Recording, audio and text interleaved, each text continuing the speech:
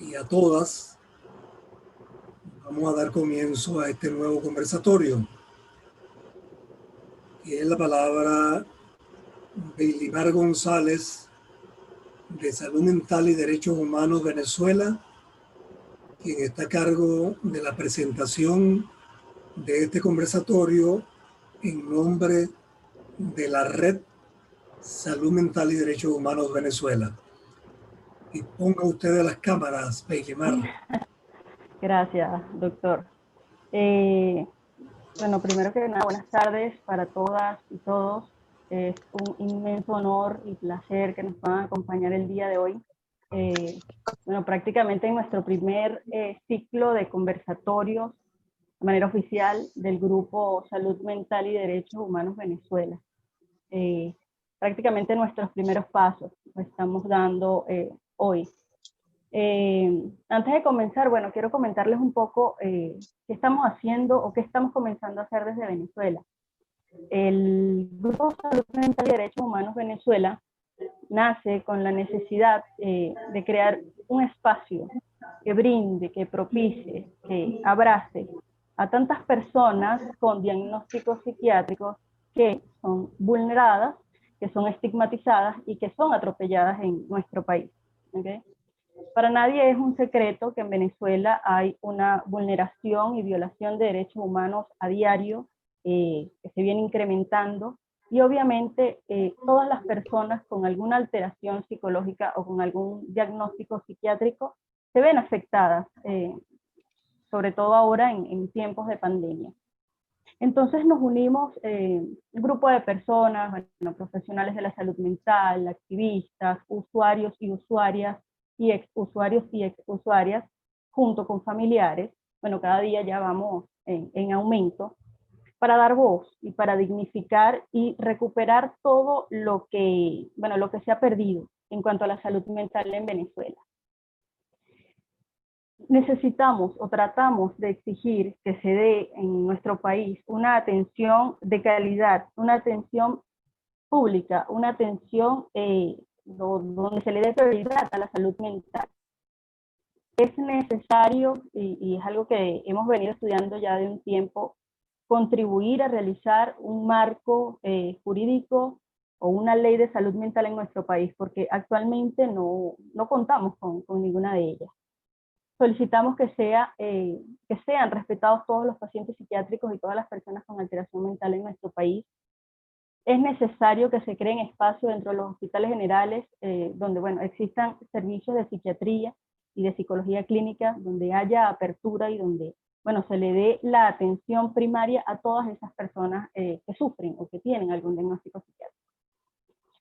Bueno, les voy a contar un poco qué hemos hecho en unos meses para acá, porque bueno, como ya les comenté, estamos iniciando. Luego de reunirnos decidimos dar eco o dar voz a través de las redes sociales, desde bueno, el Facebook, el Instagram. Actualmente ya estamos culminando con un blog, tenemos un grupo de WhatsApp, todos con el nombre Salud Mental y Derechos Humanos Venezuela. Decidimos, como lo ven allí en el flyer, usar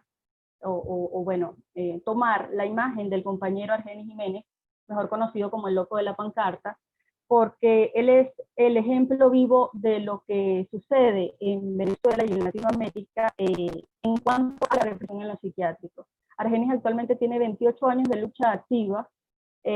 Lamentablemente su protesta y su lucha no ha llegado a donde tiene que llegar para tener los fallos pertinentes, pero nosotros decidimos tomar su imagen porque bueno, representa exactamente lo que nosotros hoy en día queremos como grupo. Y bueno, como bien lo decía el doctor Uzcategui, Argenis forma parte de nuestra red, de nuestro grupo, porque él más que nadie sabe, bueno, lo que vive una persona con diagnóstico psiquiátrico en Venezuela.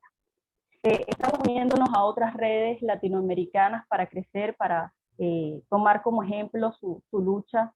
Como les decía, que en Venezuela eso prácticamente no existe y bueno, necesitamos crear alianzas y eso nos ayudará muchísimo a tomar el ejemplo. Actualmente comenzamos un grupo, un curso, bueno, el primer curso de salud mental colectiva y del buen vivir, porque bueno, necesitamos conocer la teoría que sustenta nuestra lucha social. Deseamos ser multiplicadores de todo lo que vamos a aprender en el curso en el que estamos actualmente. Y bueno, qué mejor forma y manera que darnos a conocer a través de la conmemoración, bueno, de los 30 años de la Declaración de Caracas, bueno, que se tomó como reforma psiquiátrica en Latinoamérica. No sabemos si es mucho o es poco lo que se ha logrado. Entonces, bueno, por eso hoy decidimos invitar al doctor Paulo Amarante, conocedor y figura importante en Latinoamérica. Le voy a dar el pase a nuestro moderador, que es el doctor José León Uzcategui. Él también formó parte de este evento de la Declaración de Caracas.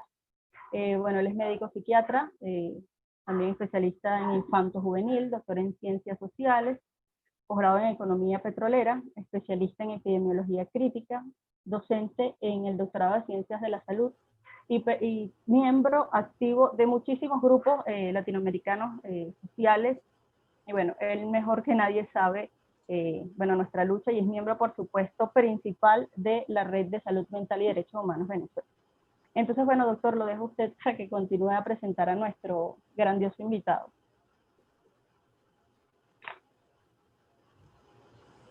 Muy buenas tardes, bienvenidos todos a esta extraordinaria jornada que tiene una figura estelar, como lo es Paulo Amarante. Con motivo de la conmemoración de la Declaración de Caracas, que como seguramente todos saben, se realizó del 11 al 14 de noviembre de 1990, convocada por la Organización Mundial de la Salud y la Organización Panamericana de la Salud, que es su brazo en América, se denominó Conferencia sobre la Reestructuración de la Atención Psiquiátrica en América Latina dentro de los sistemas locales de salud, los silos, como se le llamaba en ese momento, espacios donde se desarrollaba la estrategia de la atención primaria en salud, y contó con el apoyo del Instituto Mario Negri de Milán, Italia, y entidades de la envergadura de la Asociación Mundial de Psiquiatría, la Asociación Psiquiátrica para América Latina, la Comisión de Derechos Humanos de la OEA, la Federación Mundial de Salud Mental, la Sociedad Interamericana de Psicología, la Sociedad Venezolana de Psiquiatría, pero además de España, las provincias de Asturias, Valencia, Andalucía, o de Italia, las provincias de Livorno, Parma, Reggio, Trieste y la cooperación sueca. Un evento de carácter internacional, más allá de las fronteras de nuestra América, de nuestra Agya Yala, en verdad, como le llaman nuestras poblaciones indígenas. Y estuvieron presentes juristas de diversos países, parlamentarios de países de América Latina, y fue suscrita por todos los ministros de salud de América Latina. De manera que fue un evento de una gran significación. El tema de ese evento fue el de las no personas, el de los nadie. El tema fue los enfermos mentales. Fue un evento que durante 4 días se realizaron debates y se llegaron a un conjunto de conclusiones que partieron de lo que pudiéramos decir es lo evidente, que el hospital psiquiátrico no solamente no cura, sino que hace más daño que la enfermedad misma, que los métodos utilizados tampoco curan, sino que contribuyen a la enfermedad. En el mejor de los casos, cronifican a los pacientes, pero que además se violan los derechos humanos de las personas que padecen algún sufrimiento psíquico, y que la salud pública es contraria a esa política. Ya en este conversatorio veremos cómo a 30 años decimos estamos igual, mejor o peor. Ya oiremos al maestro Amarante hablar del asunto. Lo cierto es que se constató en ese evento, en el cual yo tuve la oportunidad de asistir en representación de la organización que liderizábamos en ese momento, con pacientes, organizaciones y movimientos sociales, y que logró el cierre del psiquiátrico de Valencia, de Carabobo, con capacidad para 2.000 enfermos mentales. En ese momento había 896 pacientes. Logramos el cierre de ese psiquiátrico y hoy se convirtió en la Facultad de Ciencias de la Salud, de la Facultad de Odontología y sede de un hospital oncológico. Y queda allí un servicio de psiquiatría que la próxima semana el doctor Pedro Telles, director, nos va a hablar de esa experiencia. Pero en ese evento se constató que no hay políticas de salud mental, o son insuficientes o son declarativas. Todos los países hablan de políticas de salud mental y sin embargo es más retórica que realidad. Pero además que la salud mental es secundaria, es marginal y sin presupuesto en los planes de salud. Que los enfermos mentales son excluidos, marginados, estigmatizados por los gobiernos, los empleadores, la comunidad y la familia, y que el problema de fondo es un problema de poder. El poder médico, psiquiátrico y el poder institucional de los hospitales psiquiátricos. En definitiva, hay 30 años de la Declaración de Caracas, se evidencia que hay una crisis teórica, es decir, salud mental en la práctica es una enfermología mental. Hoy nos queda claro que salud mental no puede seguir siendo una mercancía, el terreno de la industria más rentable del mundo, la industria farmacéutica y tecnomédica. La pandemia, por cierto, ha disparado el consumo de psicofármacos a nivel planetario. La salud no es una mercancía, la salud es un derecho individual y social, y por tanto el Estado tiene la responsabilidad de garantizarla. Pero además, también hoy nos queda derecho, nos queda con claridad que la salud no es la concepción biologicista, individual, curativa, hospitalaria, organicista. La salud, desde la medicina social, tiene una determinación social también en relación al padecimiento psíquico.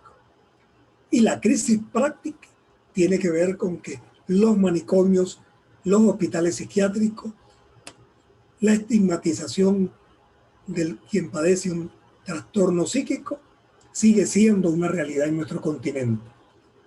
En la práctica, la política que nos proponemos impulsar es hacia la salud mental colectiva y el buen vivir, con las 6 propuestas DES. La desbiologización, la desmedicalización, la despsiquiatrización, la desmanicomialización, la desmercantilización de la salud mental. De eso nos va a hablar hoy el autor, entre otros libros, entre muchísimas publicaciones, de nuestro invitado de lujo, Paulo Amarante.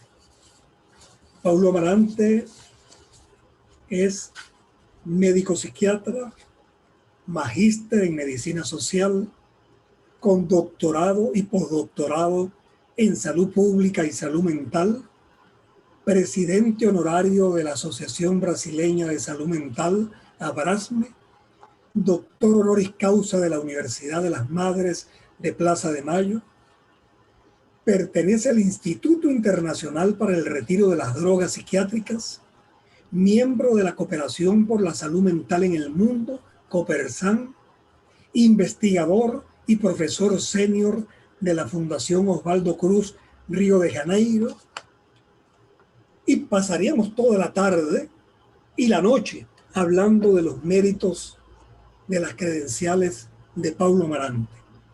Pero por sobre todo, Paulo es un militante por la salud, un militante por la salud mental. En definitiva, un militante por la vida. Bienvenido, Paulo, gracias por estar con nosotros. Disponga usted de las cámaras, maestro Paulo. Gracias. Olá, Leon, muitas graças. Quero incluir em meu currículo que sou amigo de José Leon Uscastegui. Este é honor importantíssimo. Quero agradecer a invitação, a possibilidade de estar aqui com todos e todas vocês, vós, algumas vezes, não sei que pronome utilizar muito bem em castelhano, mas eu queria, em nome de Belimar Gonçalves, de César Castellanos e de José Leon, cumprimentar a todos os amigos, amigas, os compas de América Latina, de praticamente todos os países da América Latina que acá estão por este dia. Quero aproveitar a oportunidade para dizer que estamos organizando uma reunião que será também como que encontro de reflexão, de militância, de planificação, de planteio de possibilidades, de movimentos e de redes e de iniciativas políticas sociais em direitos humanos e saúde mental em América Latina, que será no dia 8 de dezembro, quando se realizará de 9 a 11 o Congresso Brasileiro de Saúde Mental. Este congresso deveria ser em julho, em Recife, na província de Pernambuco, em Brasil, pero com a pandemia tivemos que cambiar, claro. E aí faremos este encontro, este congresso de 9 a 11, e será todo virtual. E vamos fazer este pré-encontro dos movimentos, das redes de América Latina, que nós outros sentimos que estão, desde alguns anos, retomando uma força importante, uma força bem nítida, bem importante, e por isso a oportunidade de nos encontrarmos, de discutir, assim que eu deixo a minha direção de e-mail, pauloamarante@gmail.com, para que as pessoas que tenham interesse de participar deste encontro, de acá, que teremos uma sala como que de 100 pessoas, me podem escrever. As pessoas que participarem desse encontro terão uma contrassenha que lhes será possível também assistir e participar de todas as atividades deste Congresso Brasileiro, 7º Congresso Brasileiro de Saúde Mental. Ok? Está assim hecho o convite, a invitação para todas e todos aí participarem deste encontro. Eu queria primeiro cumprimentar por a iniciativa, Belimar, a todos as pessoas que estão envolvidas aí nesta atividade e organização deste movimento em Venezuela e em América Latina, porque pouco da minha charla, da minha ponência, de minhas reflexões, passam por a importância. Por isso, não era uma broma, eu estava fazendo referência a esse livro de José Leon, da participação cidadã em saúde em Venezuela, que, para mim, é dos pontos mais importantes do sucesso ou do insucesso das políticas de saúde. Há 40 anos, quase, também, dos outros 41 anos, na verdade. Nós outros escrevemos a proposta do SUS, Sistema Único de Saúde, e este documento, já lo disse em outras oportunidades, que vem com a proposta do Sistema Único de Saúde, não se denomina por uma nova política de saúde, pela reorganização, reestruturação do sistema de saúde, mas se chama a questão democrática em la saúde, referendando a importância da participação, da construção social no processo saúde-enfermidade, e a determinação do processo saúde-enfermidade, e a definição e a determinação das políticas de saúde. Isto, para mim, é um ponto fundamental, que eu queria, em muitos aspectos, da importância da Declaração de Caracas, que foi em um momento muito rico, muito significativo de tomar a importância da política de saúde mental, da reforma psiquiátrica, da ideia dos cambios, de introduzir cambios nesta área tão abandonada, tão desassistida, com tantos problemas, mas também de fazer alguns comentários, algumas reflexões críticas neste sentido.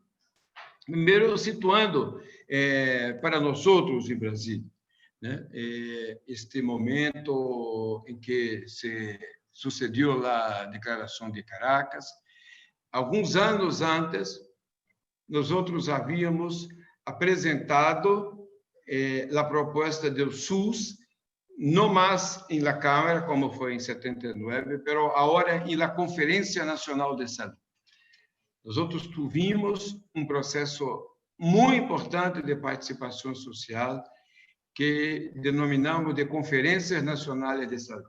As conferências não eram congressos técnicos, científicos, de burocratas, de tecnócratas, de professores e coisas assim, mas assim de todos, mas fundamentalmente da sociedade brasileira, que tinha critérios de paridade, ou seja, de participação da sociedade, da participação do Estado, da participação dos prestadores, proprietários de serviços de saúde, de todos os segmentos, mas fundamentalmente 50% de todos os participantes deveriam ser pessoas da sociedade, representantes da sociedade, de movimentos sociais, de partidos, de sindicatos, de organizações sociais, de instituições da sociedade civil.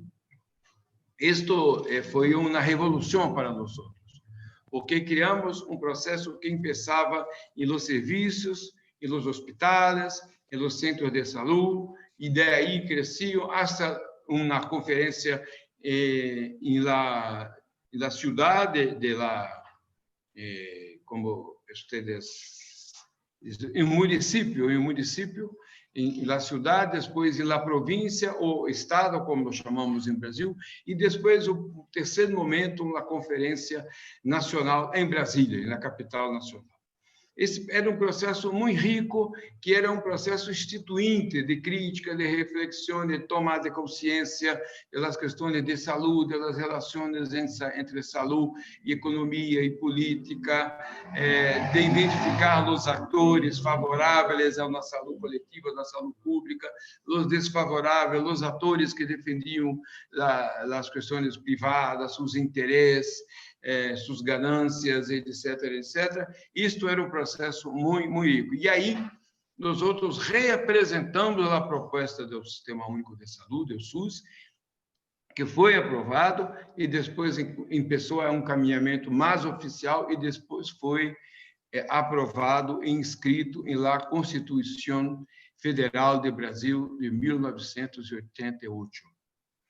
Em todo esse processo, tivemos a Conferência Nacional de Saúde Mental, que houve também uma importância histórica de fazer uma reflexão e um cambio, um desplazamento, dois desplazamentos, para ser mais preciso, muito importantes.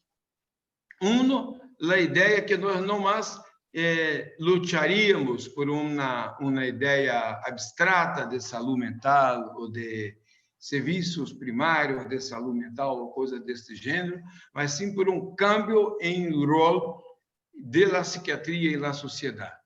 Da psiquiatria não como aparato de repressão, como dispositivo de opressão, pero uma psiquiatria democrática, uma psiquiatria que fuera libertária das pessoas, e todo este processo de cambio no sentido de repensar o rol da psiquiatria, da saúde mental como campo na sociedade.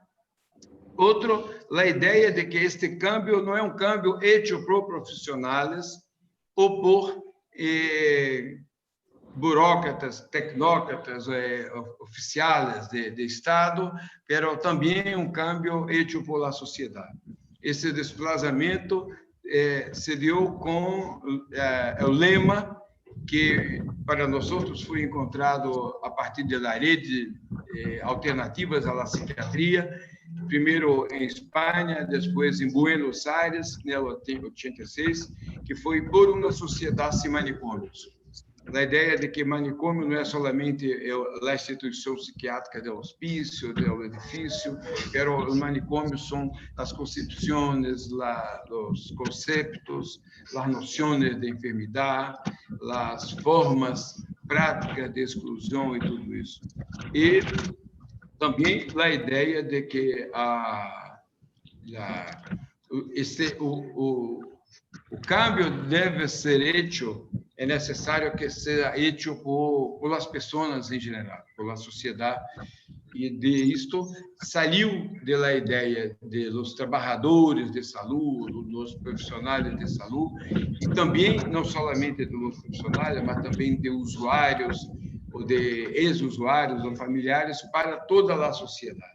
Foi aí que ingressaram mais atores sociais do campo dos direitos humanos, das lutas contra as repressões de etnia, de gênero, sexuais, do trabalho escravo, tantos outros liderazgos sociais que começaram a ser parte deste movimento. Foi aí, um pouco neste contexto, que tivemos uma experiência muito profunda de cambio em la saúde mental, ou como sempre utilizo esta expressão saúde mental, ou entre comillas, ou entre parênteses, no sentido de que é um campo que nós outros utilizamos denominá-lo, pero é sempre insuficiente para descer, ou um pouco limitado para descer de los cambios, ou comprometedor para fazer referência aos câmbios, às ideias que nós outros pensamos, que foi uma experiência de cierre de um manicômio em uma cidade de São Paulo, da província de São Paulo, que foi Santos, onde pela primeira vez se cerrou um manicômio, não porque não estava lá bem, porque faltavam pressuposto, faltava recursos, alguma coisa assim. Se cerrou com uma opção política de cerrar uma instituição que era uma instituição de morte, de repressão, e fazer um cambio profundo da ideia das políticas de saúde mental na sociedade.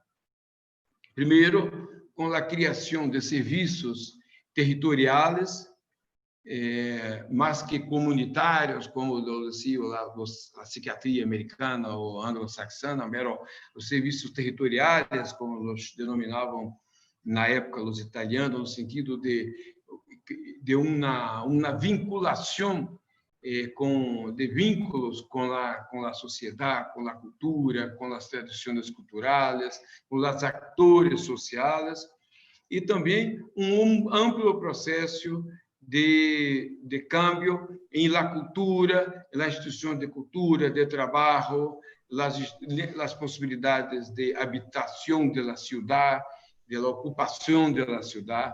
Isto foi uma experiência muito interessante e muito rica. E aí, a partir dessa experiência, eu queria deixar isso bem claro, porque muitas das vezes, mesmo em livros, teses, há uma inversão de fechas ou de significados. Apareceu, foi proposto um projeto de lei do deputado Paulo Delgado, que foi um projeto de lei que era, em verdade, antimanicomial nesse sentido.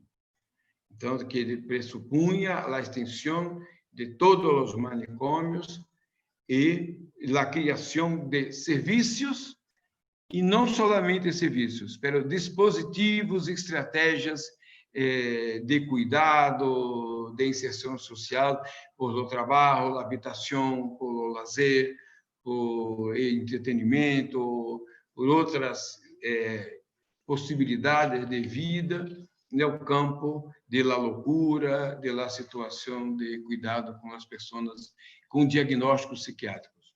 Isto foi neste contexto que este projeto foi apresentado no ano de 1989 e que se organizou a Conferência de Caracas, que foi importante para nós outros, mas ao mesmo tempo, como eu dizia, que iria dizer da importância, mas também de algumas reflexões críticas, a Declaração de Caracas volvia a falar somente de reestruturação da assistência psiquiátrica, mas não reestruturação, reformulação, reorganização da condição das pessoas com situações mentais, com experiências, com diversidade mental em la sociedade. E este processo foi importante, pero sacou das mãos de grande parte dos atores sociais que faziam este processo mais amplo de reforma psiquiátrica. E nós outros dizíamos que foi muito interessante, não sei se vocês têm essa concepção, hasta então, a Associação Psiquiátrica era uma associação de apoio à reforma psiquiátrica, porque entendia que nós outros queríamos uma reforma de serviços, uma reestruturação de serviços. E aí se aproximaram da Conferência de Caracas e tudo mais, quando nós outros começamos a demonstrar que o problema estava também com a psiquiatria. A reforma que nós outros dizíamos era uma reforma de conceitos, de noções, de princípios, de bases éticas, de los interesses da psiquiatria, que era necessário este câmbio. Então, o processo em América Latina se deu muito graças a esta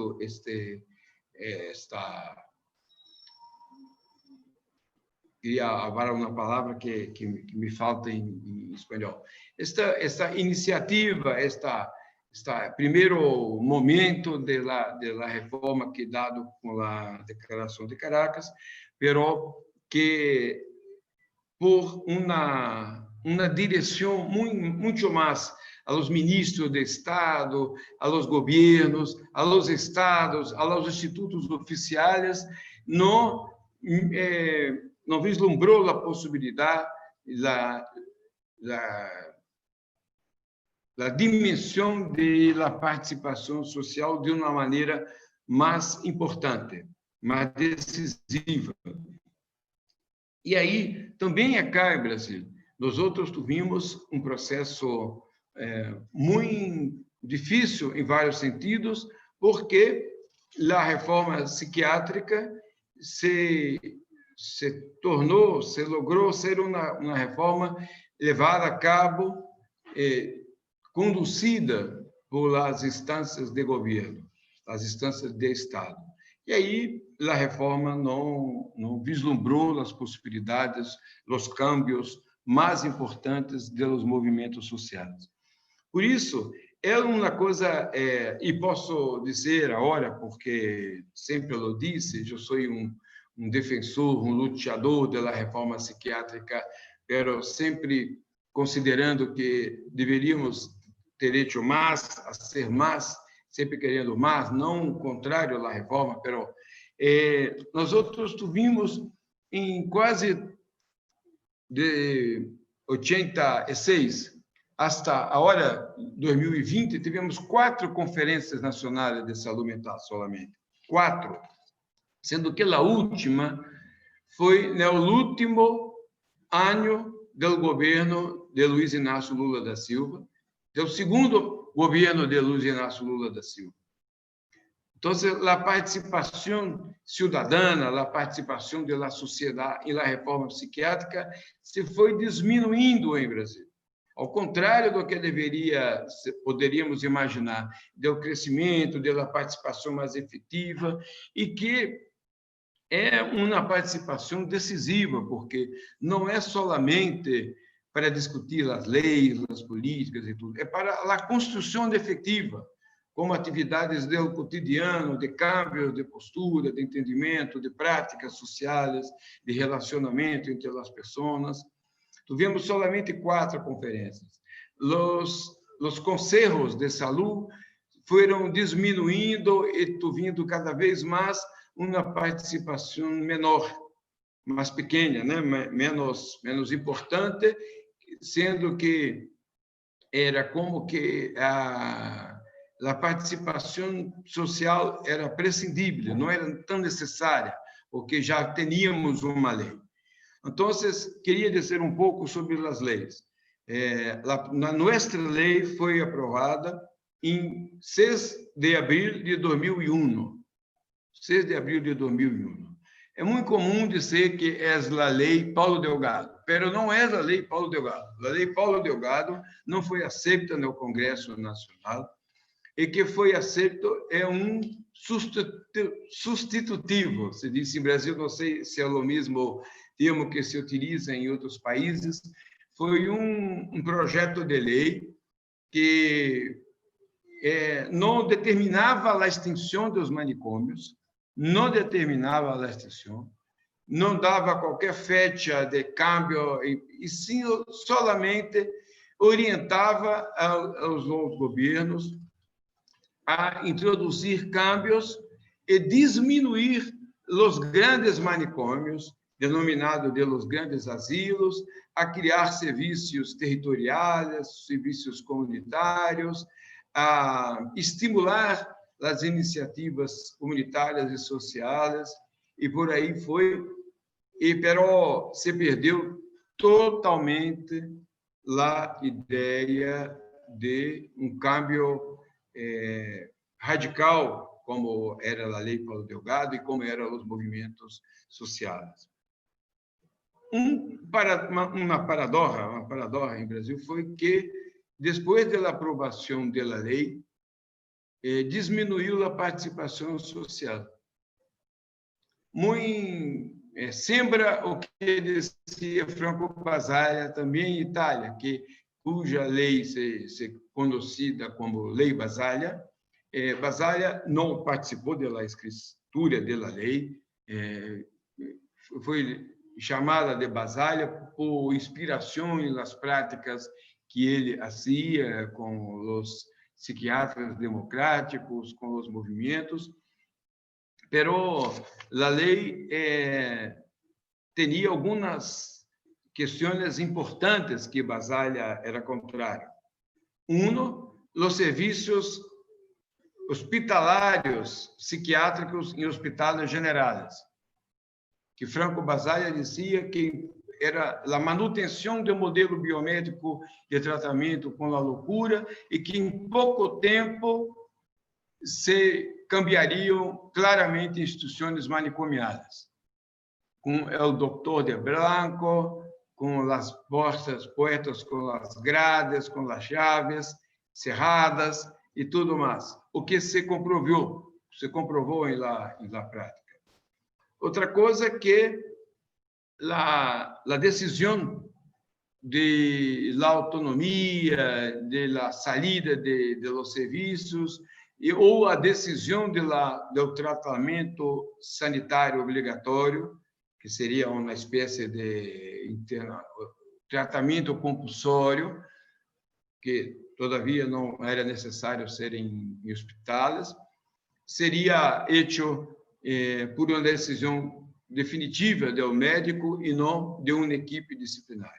Então, Basaglia tinha algumas críticas, mas a mais importante que penso que se sucedeu também no Brasil é que as pessoas cruzassem os braços. Não sei se entendem bem essa, que depois da lei as pessoas diziam: bem, agora já não tenho mais nada a fazer.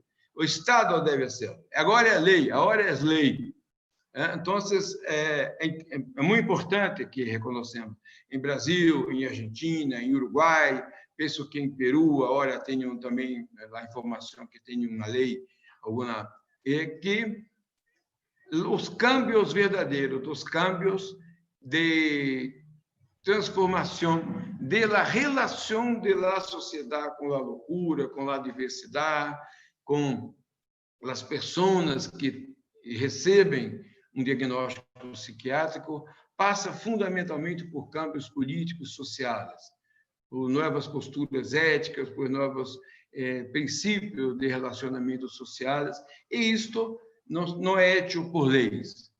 Assim como as leis antirracistas ou a lei antifeminicidas, etc., é importante que tenha um movimento social importante, um movimento social presente, permanente.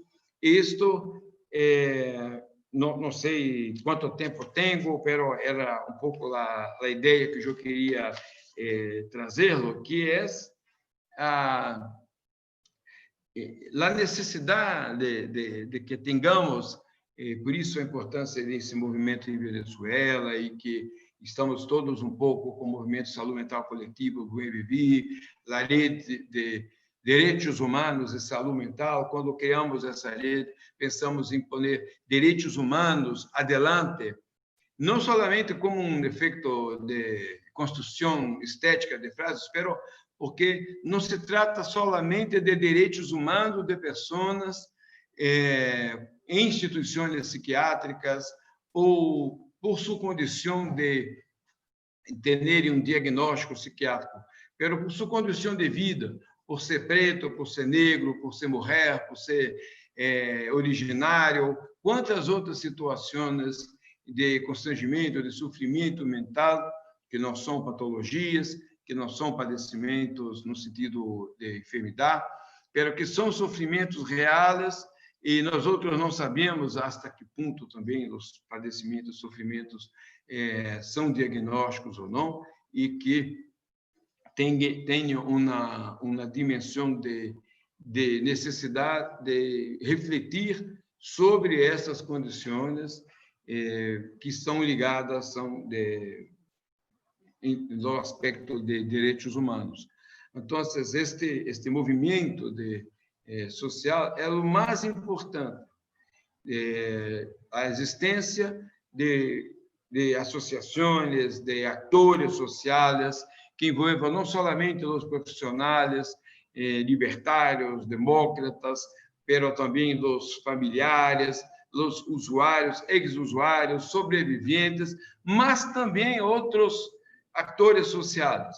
Para nós outros, hoje, quando hacemos o Fórum de Direitos Humanos e Saúde Mental com a Brasme, é muito importante observar, anotar como os liderazgos de movimentos sociais têm muita proximidade, muita cercania com aquilo que pensamos.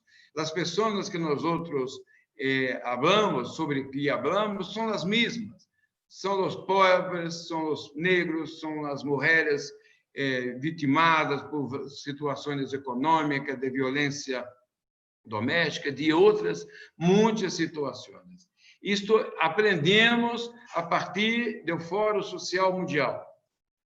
Não podemos ter um movimento de direitos humanos e saúde mental sem os atores das lutas por direitos humanos. Isto é importante ter em conta e sair em busca dessas pessoas, em contar com elas para os movimentos, a participação social. E outro ponto que, para dar tempo um pouco de discutirmos, eu queria não cruzar as mãos e esperar as leis, a aplicação das leis. Assim, nós outros podemos fazer muitas coisas na prática, e os serviços, com cooperativas de trabalho, com iniciativas culturais, que são muito importantes como diálogo com a sociedade. Que a arte, a cultura tem um poder de diálogo, de negociação, de poder falar com o outro, falar em la alma, falar em lo coração, falar de outra forma sobre essas situações. Podemos criar muitas iniciativas. Isto eu estou mirando, por exemplo, em Argentina, grupos de arte e saúde mental, há grupos de cooperativas, há outras iniciativas. São pequenas iniciativas, mas muito grandes, porque começam a cambiar, muito pequenino, revoluções moleculares, começam a cambiar a relação com que eu tenho como médico com a pessoa com diagnóstico psiquiátrico, que não é mais uma relação de doutor-paciente, mas uma relação de pessoas a pessoas. Isto é um câmbio pequeno, em certo sentido, por estar acá e aí, em outra parte, mas muito grande, se pensamos que é profundo, é fundamental. Há muitas coisas que podemos fazer, então, de novas práticas, que não são solamente cerrar manicômios, abrir novos serviços territoriais. Porque se não cambiamos as mentalidades, os conceitos, nós outros vamos tratar as pessoas com diagnósticos psiquiátricos menos violentamente, com menos repressão, mas vamos tratá-las como pacientes, na nova gestão dos riscos, na nova gestão da clínica. Por isso, eu tenho muita preocupação aqui em Brasília, se pessoa na discussão de clínica ampliada, que é um conceito que eu conheci de um argentino, Juan Carlos de Brase, que agora vive em Espanha. Mas eu penso que a questão não é ampliar a clínica. A partir de Foucault, entendemos que devemos pôr a clínica também entre parênteses. A enfermidade, entre parênteses, para relacionar-se com os sujeitos, com as pessoas, com suas questões materiais de vida, suas condições concretas de vida, e também pôr esta relação de nós outros com eles, que é a clínica, entre parênteses, para que não ampliemos a clínica. A ser arte é a ser arte, a ser política é a ser política, a ser movimentos sociais. Eu não estou em uma reunião com usuários, militantes, ex-usuários, fazendo clínica. Estou fazendo política. Aí devo escutá-los como políticos, como sujeitos, como atores sociais, como protagonistas, e não interpretá-los como esquizofrênicos. Disse isso porque não é verdade, é delirante, ou outra coisa, estou um pouco caricaturando, mas para demonstrar essas ideias. Não sei se consegui me organizar para dizer o que eu queria. A partir da importância da Declaração de Caracas para toda a região, de marcar que se priorizou muito os caminhos oficiais, institucionais, e que não se priorizou os caminhos sociais, da participação, do câmbio cotidiano, das revoluções personais, intersubjetivas, e etc. A importância de retomar movimentos sociais, de ampliar os movimentos sociais, os atores sociais, para mais allá da saúde mental, com seus atores, assim, outros movimentos no âmbito do direito, da cultura, da educação, dos dispositivos legislativos e outros tantos câmbios que é necessário fazê-lo e que nos sacam desse ponto solamente de câmbios específicos, de reestruturação de serviços. Temos que revolucionar as relações com a loucura, com o sofrimento mental, com as pessoas que, na falta de uma expressão melhor ou de uma definição melhor, nós outros os chamamos de pessoas com diagnósticos psiquiátricos. Não significa que tenham aquilo que nós outros dissemos que tem, pelo nós outros nós chamamos assim.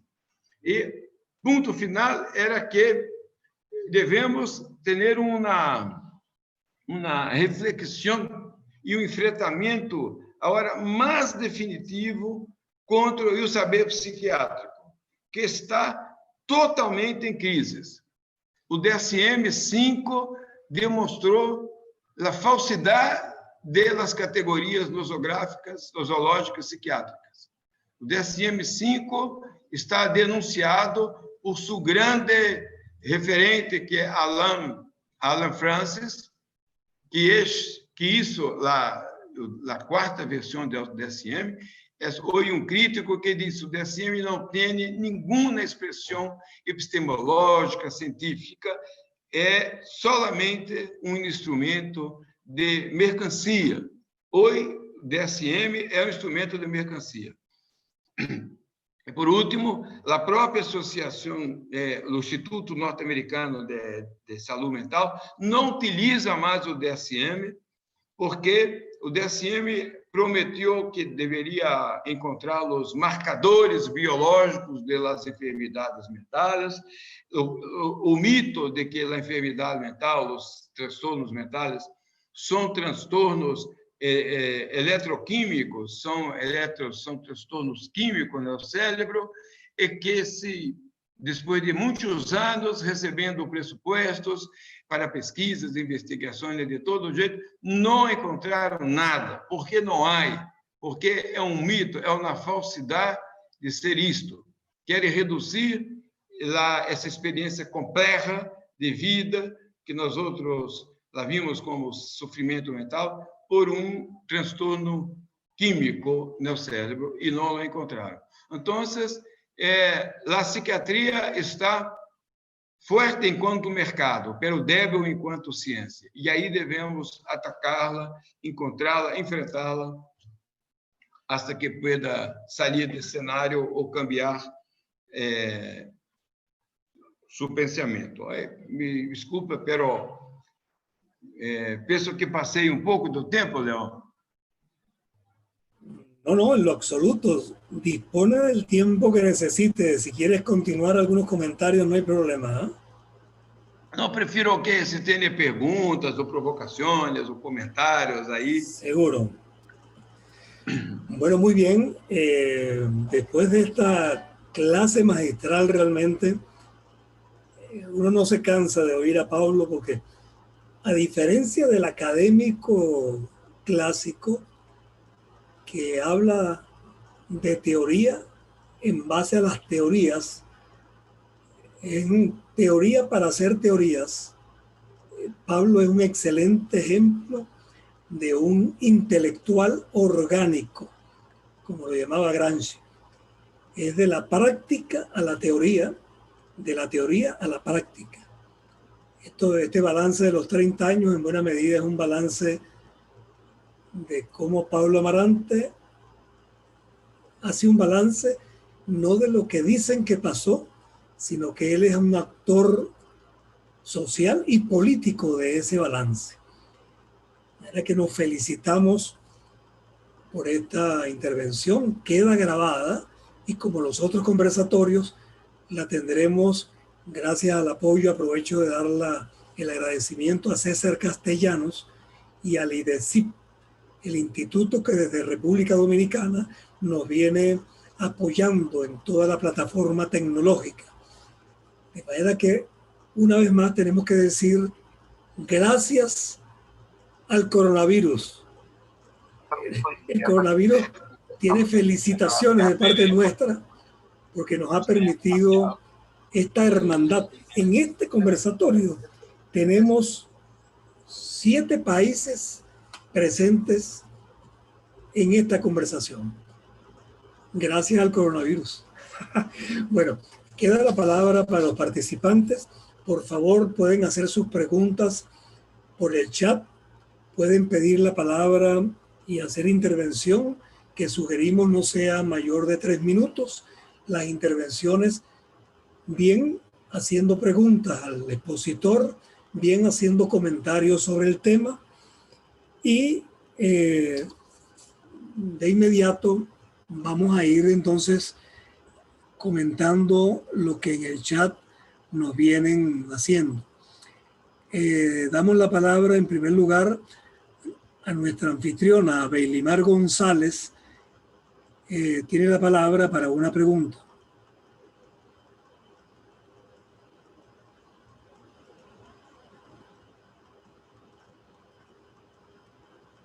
Activa el micrófono, Beilimar, por favor. Ok, disculpen. Bueno, sí. trataré de ser breve. Bueno, primero que nada, al doctor Pablo Amarante, extraordinaria presentación que, bueno, me deja un poco más claro el camino que, por lo menos desde Venezuela, debemos tomar. Me queda la duda, usted hace como un comentario de que en la Declaración de Caracas, o hace 30 años, el problema, bueno, estaba también en los intereses de la psiquiatría, de lo que quería la psiquiatría en ese momento. ¿Considera usted que a la actualidad, luego de 30 años, los intereses de la psiquiatría han cambiado a intereses sociales o se mantienen los mismos intereses bueno, de aquel tiempo? Antes de darle la palabra a Pablo, vamos a darle la palabra a una ronda de preguntas y después Pablo sugerimos que haga una primera respuesta a los interrogantes y así vamos dándole curso, ¿les parece? Débora Gribó quería también hacer un comentario, pregunta. Y muchas gracias. Sí, es como un comentario pregunta. Primero saludar a Pablo, una delicia escucharlo, una delicia realmente, y más en este contexto, gracias a la pandemia, como decía el profesor José León, podemos tener estos intercambios, tal vez es lo que más rescatamos de esta situación. Solamente como pensando en voz alta, un poco también leyendo ahora últimamente a Rolnik, Esferas de la Insurrección, en esto de lo macro que menciona Paulo, ¿no? La macropolítica y la micropolítica, ligado esto, a ver, es como pensar en voz alta y algo para que Paulo también nos dé algunas pistas o nos ayude como a pensar algunas cuestiones, en el sentido de el manejo del lenguaje desde los profesionales de la salud, esto como, y la importancia del lenguaje como en su función performativa, y mi pregunta viene por el lado de mi tarea como docente, ¿no? La función que tiene la universidad como constructora de conocimiento y también como formando parte también de estos intelectuales orgánicos. O sea, hay un colectivo de intelectuales orgánicos que pertenecen a la academia, que elaboran conocimiento, construyen un discurso. Y entonces, ¿cómo ese discurso puede llevar a una ruptura epistemológica? Que me parece que es muy importante en esto de la micropolítica. Por eso nombraba a Rolnik. Bueno, lo dejo por ahí, no sé si fui clara, porque quise como en pocas palabras abarcar cosas y preocupaciones. Y bueno, muchas gracias por la oportunidad nuevamente.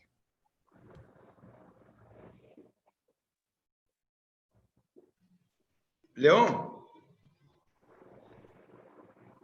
¿puedo hablar un poco?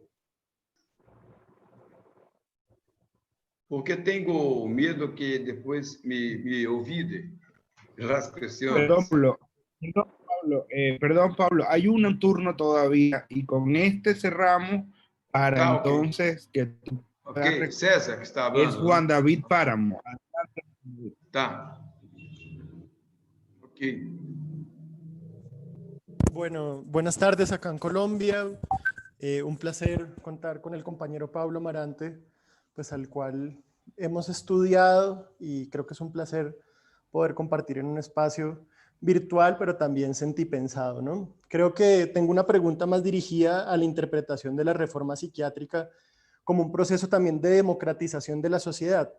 Y creo que los ejemplos de reforma psiquiátrica han estado enmarcados en un contexto histórico particular, en un contexto de democratización, de transición de dictaduras, de integración regional, de apuestas progresistas en estos ciclos progresistas de América Latina.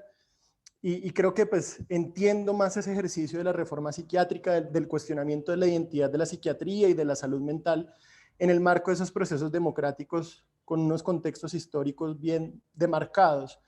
La pregunta iría un poco por la contravía de mi país en ese sentido, porque estamos en un contexto de una agenda neoliberal mucho más agresiva, de unos contextos de conflicto armado, de emergencia nuevamente del paramilitarismo y situaciones que pues también Brasil está viviendo como la privatización del SUS y la agenda pues fascista de Bolsonaro. Mi pregunta iría como, ¿qué experiencias hay ante esos contextos en donde no hay un proceso de democratización en la sociedad, en donde emergen algunas resistencias? Y no sé si la pregunta anterior iba también a ese contexto de lo micropolítico, y que también creo que lo entendí así, como también hay experiencias más de pequeños espacios de resistencia, de resignificación también de las relaciones terapéuticas, pero también de las relaciones humanas y medioambientales. Entonces me gustaría saber cómo esa percepción en contextos en donde no estamos viviendo un proceso de democratización de la sociedad, pero que evidentemente pueden haber espacios de disputa, de resistencias, de construcción. Muchas gracias y un saludo para todos y todas. Gracias, Juan. César, ¿puedo hablar? Adelante, por favor. Sim, é que tenho medo de olvidar. Já estou, primeiro, agradecer as perguntas, comentários, observações, né? Em relação a Belimar, não sei se me quedou claro a pergunta, mas que quando a Organização Pan-Americana, a Organização Mundial de Saúde, convocou a Declaração de Caracas, a Conferência de Caracas, lá convocava sobre a expressão de reestruturação da assistência psiquiátrica. Reestruturação. A psiquiatria clássica, hegemônica, proprietária dos hospitais ou proprietária do poder psiquiátrico, não lhe importava pôr em câmbio o modelo assistencial. Eles diziam que os manicômios eram terríveis, eram instituições violentas, malas, porque a psiquiatria não estava bem hecha, não estava bem aplicada. Quando nós outros começamos a dizer que o manicômio não é um distúrbio, não é um desvio da psiquiatria, o manicômio é a psiquiatria. O manicômio é padre da psiquiatria, como dizia Foucault, é madre da psiquiatria. A psiquiatria não fundou o manicômio. O manicômio fundou a psiquiatria, criou a psiquiatria. O manicômio originou o discurso psiquiátrico, as práticas psiquiátricas, a justificativa psiquiátrica. Então, não é um desvio da psiquiatria. E aí começamos a enfrentar, não de reestruturar o modelo, como dizia da Declaração de Caracas, era isso, mas de superá-lo, de negá-lo enquanto instituição de violência ideológica, de exclusão social e de criar outras práticas sociais. Para isso, era necessário uma outra psiquiatria, como dizia Franco Basaglia, com a psiquiatria democrática. E não é assim a profundização que Basaglia utilizava a expressão democrática, uma psiquiatria libertária para os sujeitos. Assim, me recordo que a última palavra, a última página da Instituição Legada de Franco Basaglia, ele fala de Frantz Fanon, com a ideia de revolucionariamente superar as instituições psiquiátricas, o que eram instituições de colonização, incluso de pensamentos, de práticas sociais, de forma de viver o mundo, de estar no mundo, e que eram estratégias de poder, muito mais que isso. E depois de questionar toda a psicopatologia psiquiátrica, psicopatologia que foi escrita dentro dos manicômios. Desde Pinel não observava o pensamento, a alma, a razão, as paixões, observava pessoas manicomializadas. Escreveu sobre psicopatologia sobre pessoas que a prática institucionalizante los cambiava previamente. Por pessoas, era uma psicopatologia, era uma descrição, uma investigação sobre pessoas cambiadas por la psiquiatria, por la instituição. Lo mesmo lo hizo Esquiol e Morel. o Tratado de la Degenerescência de Morel é exatamente um escrito sobre pessoas violentadas por la psiquiatria. Então, quando eles perceberam que nós outros, né, para eles não havia problema reestruturar, poner uma psiquiatria comunitária, alguma coisa assim. Quando começamos a questionar o saber psiquiátrico, aí eles se separaram da reforma psiquiátrica, do movimento. Nós outros dizíamos, a reforma psiquiátrica poderia muito bem chamar revolução psiquiátrica, se na época do fim da ditadura o termo revolução não era uma revolução tanto política quanto epistemológica, em la estrutura das revoluções científicas de Thomas Kuhn. Era uma revolução, né? Uma recusa a toda a teoria psiquiátrica que se apresentava. Então, esse era um pouco, não sei se respondi a Belimar. Agora estou falando um pouco menos mal o meu espanhol, porque estava... Às vezes, é necessário calentar um pouco. Né? E Débora disse muito bem da resgate de Sueli Ronick, da micro e macropolítica, e da questão da ruptura epistemológica dos atores, dos trabalhadores, como recordou, intelectuais orgânicos, e na expressão de Gramsciana. Penso que é como que nós outros intelectuais orgânicos, que temos uma dimensão política disso que estamos lidando, uma dimensão epistemológica crítica, né? Nós outros sempre dissemos acá, o SUS parte de uma crítica epistemológica à saúde, à ideia de que se dizia de saúde ou saúde mental. São serviços, são forma de tratamento de enfermidades, de problemas mentais. Não se habla de saúde, de saúde como saúde, como produção de vida, como produção de subjetividade, como disse Guattari, Deleuze, Sueli Ronick, como produção de cambios na vida, de novos significados, de novas possibilidades de estar no mundo.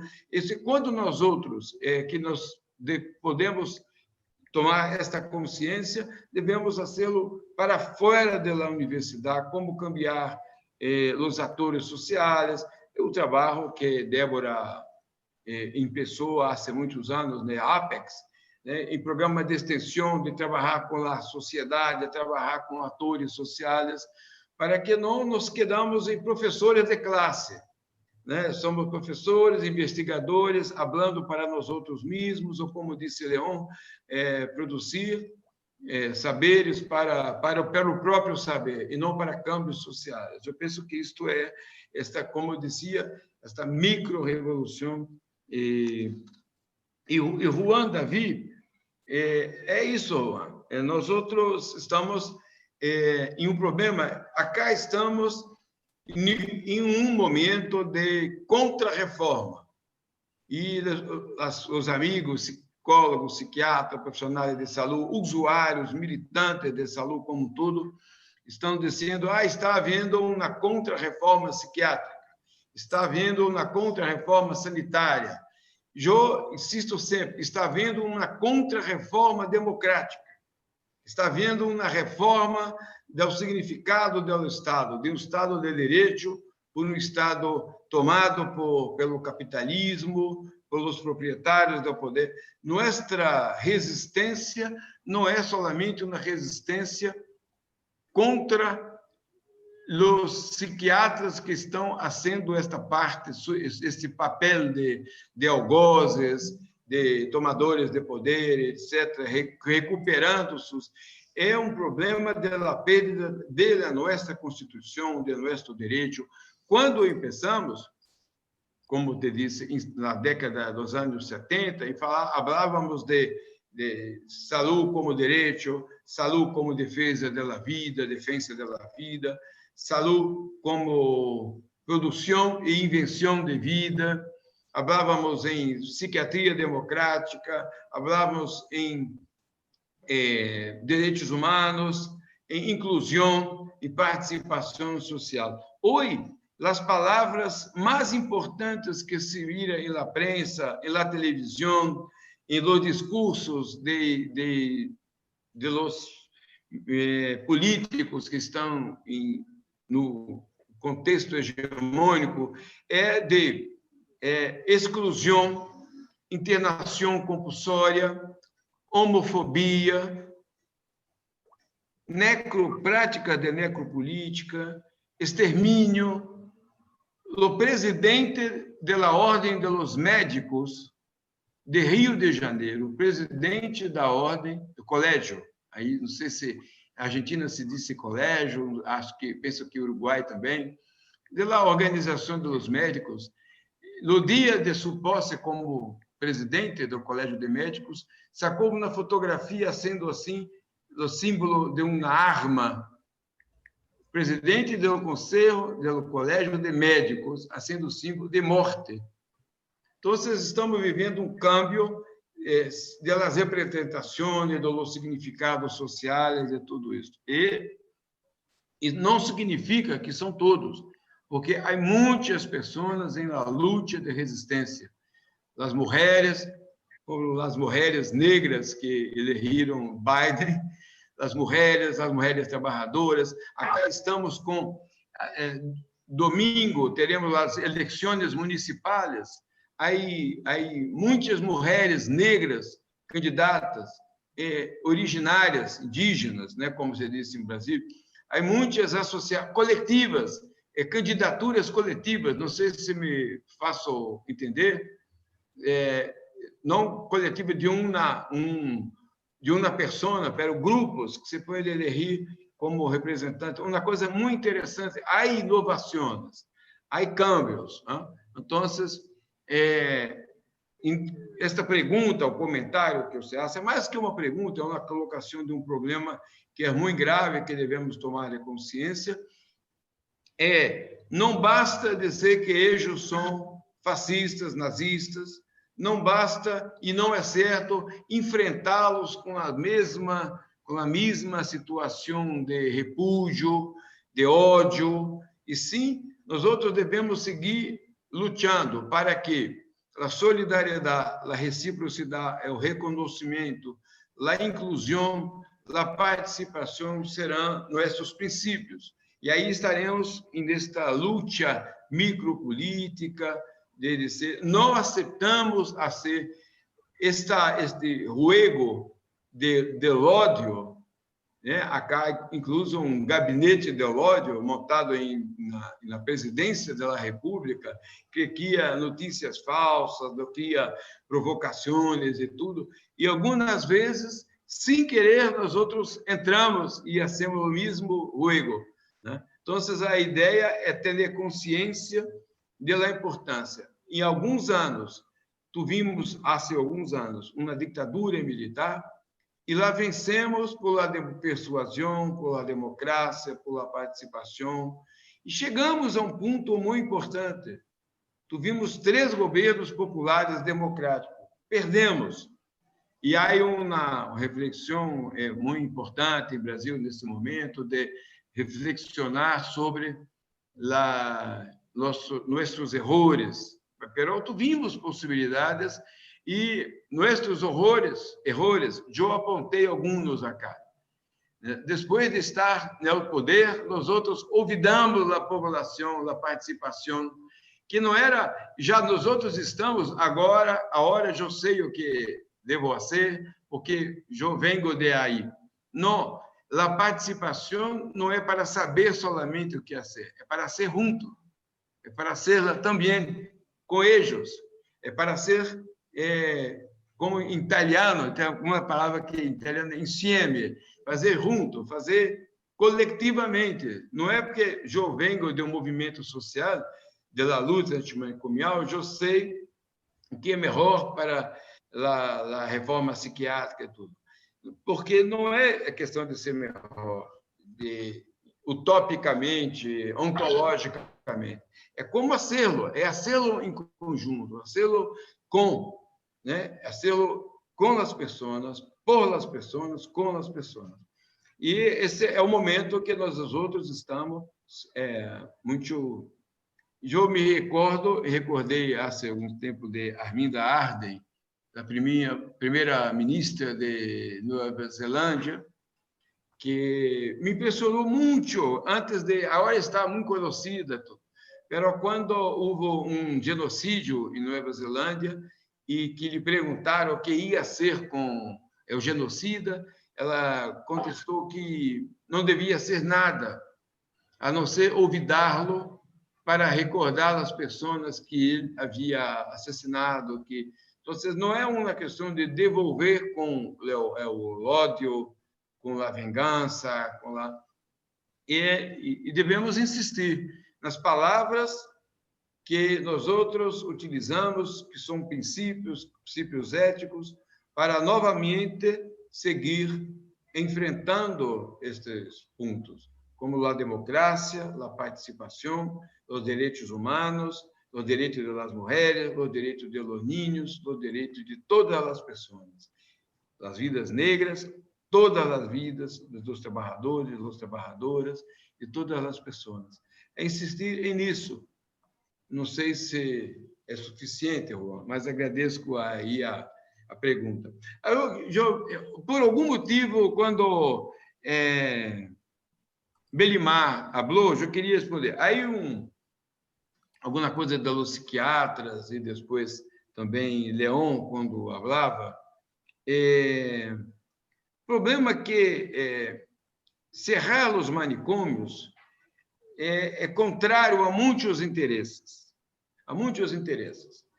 Primeiro, há os interesses, como demonstrou Foucault e outros tantos, do rol social do manicômio, uma instituição que tem o papel de poner a seu interno segmento social que não tem trabalho, que não tem casa, que não tem participação, que não tem ingresso, né? Não é possível matá-los a todos, assassiná-los a todos, como as políticas necropolíticas, né? Deixar morrer de infecções, de falta de dinheiro, de comida.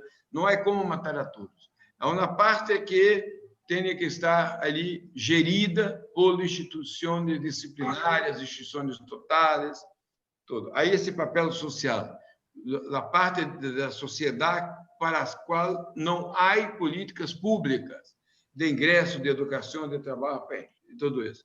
Por outro, os manicômios privados.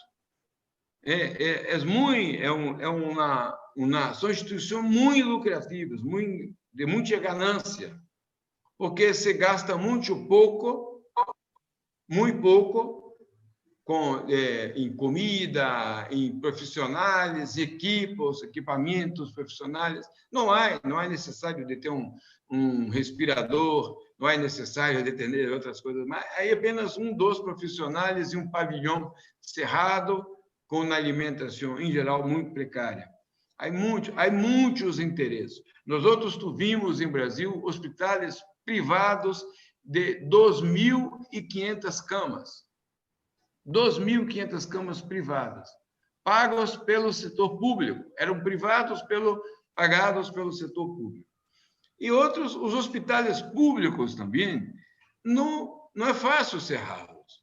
Há muitos interesses. Aqueles interesses, como disse, de benefícios sociais, de clientelismo, de nepotismo, de favoritismos filantrópicos, do político que consegue obter uma internação para uma família em desespero, que quer imponer uma pessoa. Há muitos interesses políticos, os domínios de região de políticos que têm o poder sobre uma determinada cidade ou uma determinada área de uma cidade, mas também dos interesses econômicos que estão nos manicômios públicos. As empresas de manutenção, as empresas de limpeza, as empresas de segurança, de vigilância, as empresas de manutenção de ascensores, de manutenção de tudo, de alimento, de alimentação. Há muitos interesses, em geral, com contratos superfaturados, pagados, né, por la administração pública. Então, quando se habla em cerrar o manicômio, se envolve toda uma área muito grande de interesses de pessoas e tudo. E por isso, eu não sei, alguma pergunta aí me estimulou a dizer isto, de lá a dificuldade de cerrar os manicômios. Pero a dificuldade não é por criar outras alternativas, serviços, dispositivos, está mais em enfrentar os interesses que estão em jogo nesses, tanto públicos, manicômios públicos, quanto privados. Cerrei. Gracias. César, si puedes leer las preguntas que están allí en el chat, que yo quedé sin luz. Afortunadamente me conecto, pero no logro ver el teléfono. Y ya vamos también hacia el cierre, pero vamos a tomarnos todavía un ratito más.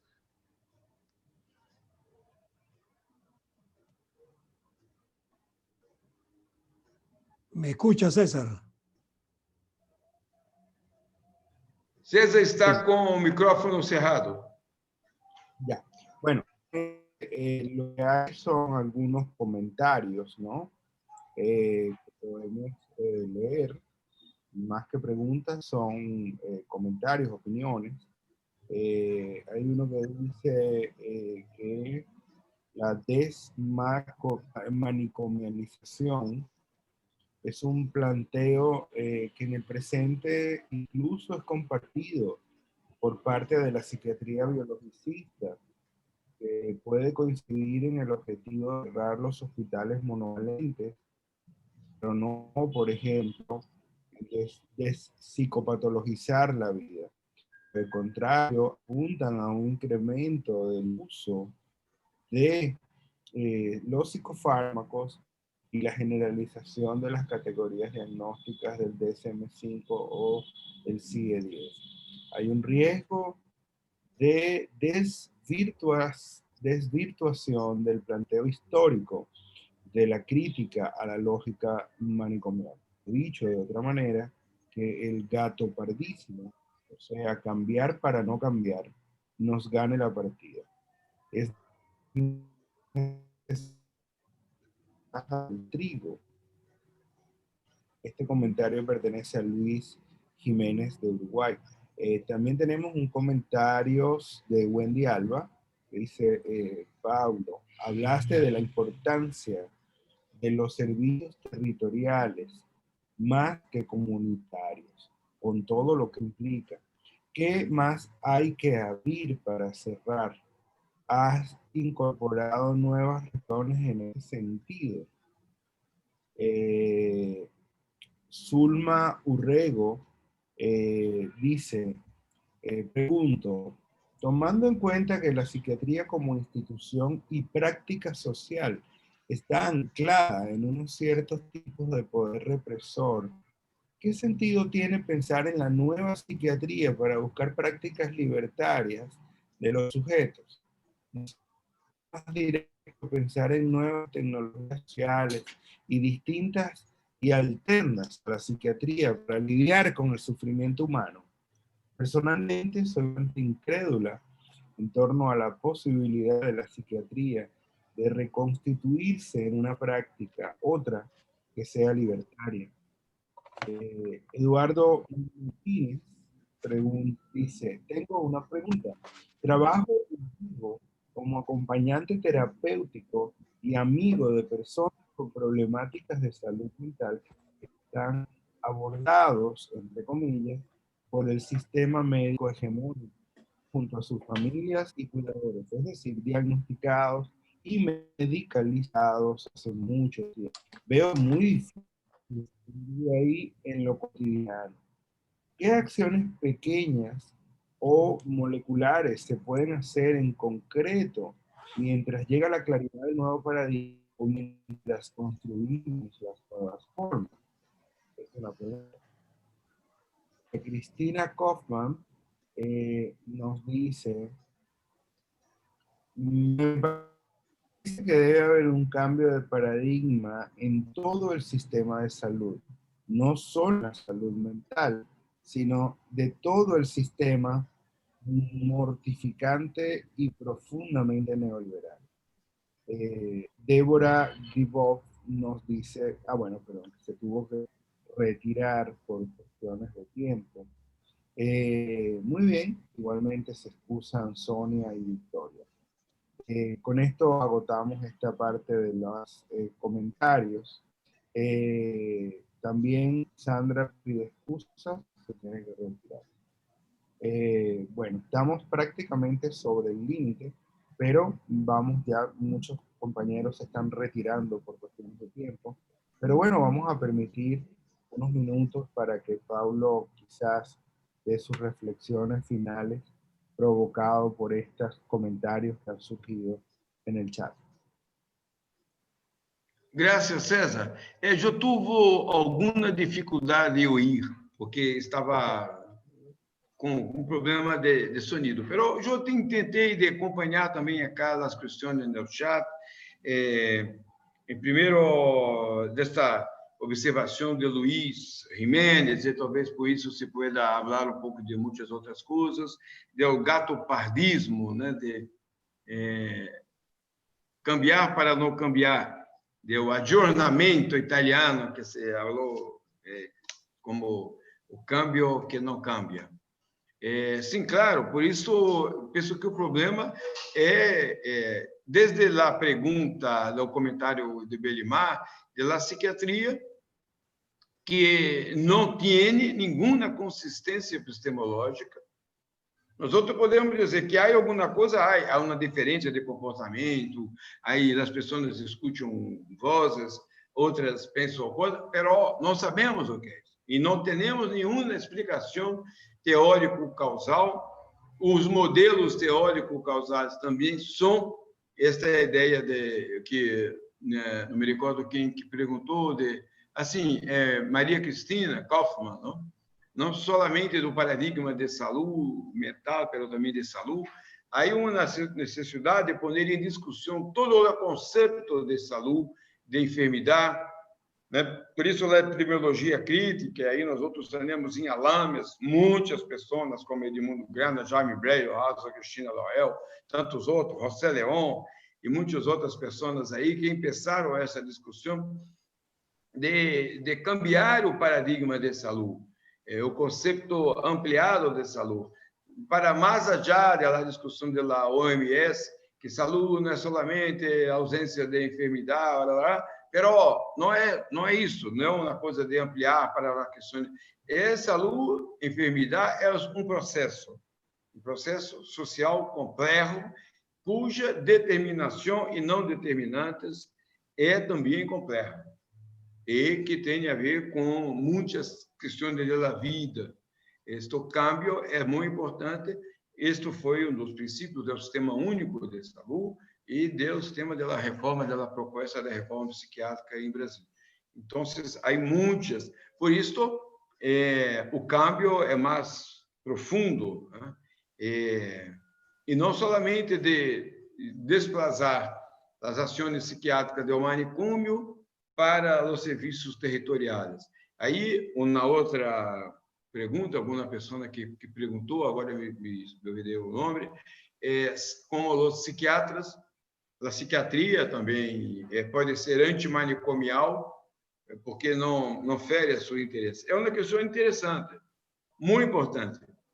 Se não for o problema de que os psiquiatras que detêm o poder da formação psiquiátrica, de los congressos, da atualização, da relação com a sociedade, não foram eles também proprietários de manicômios. Isso é uma coisa muito comum, porque para eles, para a indústria farmacêutica, foi melhor a saúde mental comunitária, porque desde a Declaração de Caracas, ele disse, imponer uma política comunitária no sistema de saúde. Hoje, os médicos generais, os generalistas, os médicos de família, os ginecólogos, os cardiólogos e muitos outros prescrevem muito mais ansiolíticos, benzodiazepínicos, outros antidepressivos do que os psiquiatras.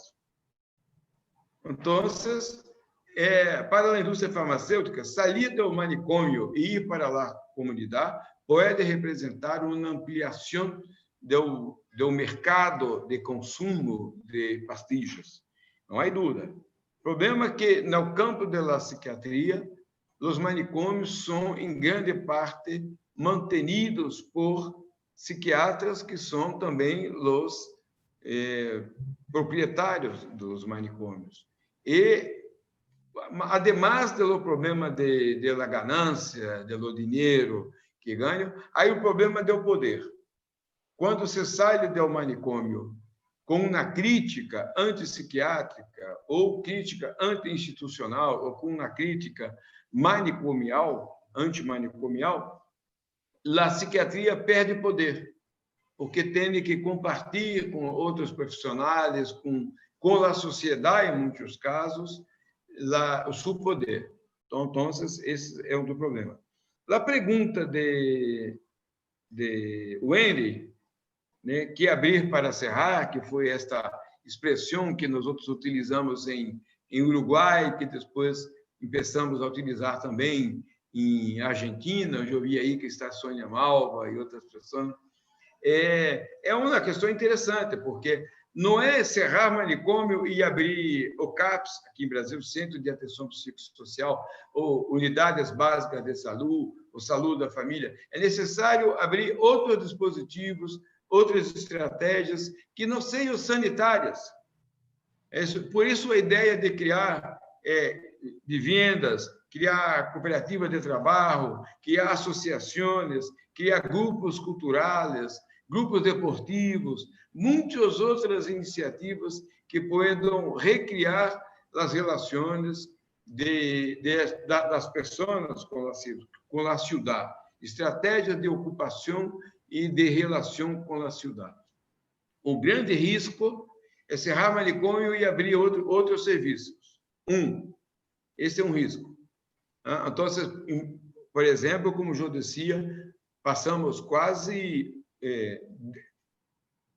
8 anos de governo democrático popular no Brasil, com Luiz Inácio presidente, e não tivemos conferência de saúde mental, que era uma coisa importante, porque a conferência, como eu disse, reunia os profissionais, os usuários, os familiares, os juízes, professores, educadores, pedagogos, outros artistas, muitos outros periodistas, atores sociais. Mas não um no outro, era uma divisão igualitária de participação. Tinha que ter metade dos participantes da sociedade civil ampliada. E não tivemos a conferência, mas tivemos um congresso exclusivamente de CAPS, de Centro de Atenção Psicossocial, que reduzia não só em La Saúde, porque em La Saúde há os serviços de atenção social, mas há os ambulatórios, há os consultórios, há a saúde da família, há outras estruturas sanitárias.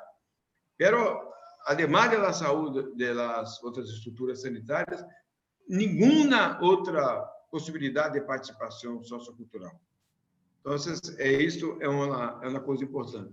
E a outra coisa é sempre ter em conta a crítica epistemológica à psiquiatria. Devemos enfrentar há muitas produções recentes, importantes, de autores. Depois eu tenho um sítio de YouTube que eu uso para isso. Há muitas charlas de Irving Kish, Peter Gush, Robert Whittaker e muitos outros, John Reed, muitos outros autores, Lucy Johnston. Há muitos outros autores, atores aí que estão nos possibilitando um movimento crítico. Jaakko Sekula, de Diálogo Aberto de Finlândia. Há muitas coisas aí que devemos conhecer. Há um sítio que se chama Made in America Hispanohablante. Eu sugiro que vocês possam conhecer E aí reforçar estes sítios, reforçar essas iniciativas para poder enfrentarmos um pouco mais esta hegemonia da psiquiatria organicista, reducionista, né? Eu escrevi há alguns dias aí para um artigo na pessoa, um psiquiatra que disse que há psiquiatria biológica. Eu contestei, disse, não, espero que Maturana e Varela não escutem você chamar de biologia esse reducionismo organicista, materialista, entendendo de que a biologia é meramente expressão da química de las matérias. Gracias, César. Muchas gracias. Gracias, José León, Belimar. Muy bien, vamos a permitir que José nos dé las palabras de cierre. ¿Estás por aquí, José, verdad? ¿O no? Parece que no, se le cayó la conexión. Bueno, pero igual en nombre del grupo de... Aló, ¿me escuchas, César? Adelante, José, adelante. Bueno, de verdad que no hay palabras para calificar lo que hoy hemos tenido el gusto de escuchar del maestro Paulo Marante, de ese intelectual orgánico, de verdad extraordinario, por decir alguna palabra que de ninguna manera abarca lo que hemos escuchado. Muchísimas gracias, Pablo, maestro, gracias por acompañarnos.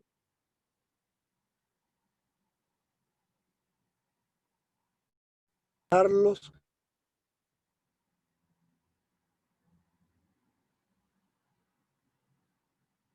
Muy bien. Ahora sí, se quedó. Hay algunas dificultades de conexión, pero la intención es clara de agradecerte y de expresarte en nombre del grupo nuestra admiración y nuestro agradecimiento por tu disposición siempre a compartir tus reflexiones y ayudarnos a avanzar en esta construcción colectiva. En nombre del grupo entonces de Salud Mental Colectiva y Buen Vivir, les damos las gracias a todos y a todas también por haber estado hasta esta hora con nosotros. Esto está siendo grabado y estará disponible pronto, ya en un par de más tarde, a través, les estaremos enviando el link a través de los grupos de chat del colectivo de Salud Mental Colectivo Buen Vivir. Y si por alguna razón usted no está ahí en alguno de los grupos, lo puede buscar en el canal de YouTube de IDECIP, así como se ve aquí, así, IDECIP, así mismo, y ahí lo va a buscar el canal de YouTube, ahí va a estar colgado también el video. Bueno, solo nos resta despedirles y vernos en el próximo conversatorio que estará siendo anunciado oportunamente por los canales que hemos estado usando. Tengan muy buenas noches y hasta pronto. Muchas gracias. Feliz noche, hasta luego. César, Muchas a todos, gracias. Belimar, a todos, a todos. Chao, gracias. Feliz noche. Gracias. Hasta luego. Gracias, muchas gracias. Bueno, gracias desde Córdoba, Argentina. ¿Quién habla? Juan Martín. Sí, gracias, Paulinho, gracias. ¿Cómo está, Juan? Bien. Pero muy bien. Bien, gracias a él Hemos- por hemos- todo. Bueno, hemos compartido el Congreso de Madres, hemos compartido buenos Sí, vinos. claro, claro, buenos vinos, buenos históricos congresos, ¿eh? Bueno, muchas gracias. Saudosistas. Chao, gracias a todos, todas. Chao, César, chao, Belimar. Chao, Pablo. Chao, César. Hasta luego. Feliz noche.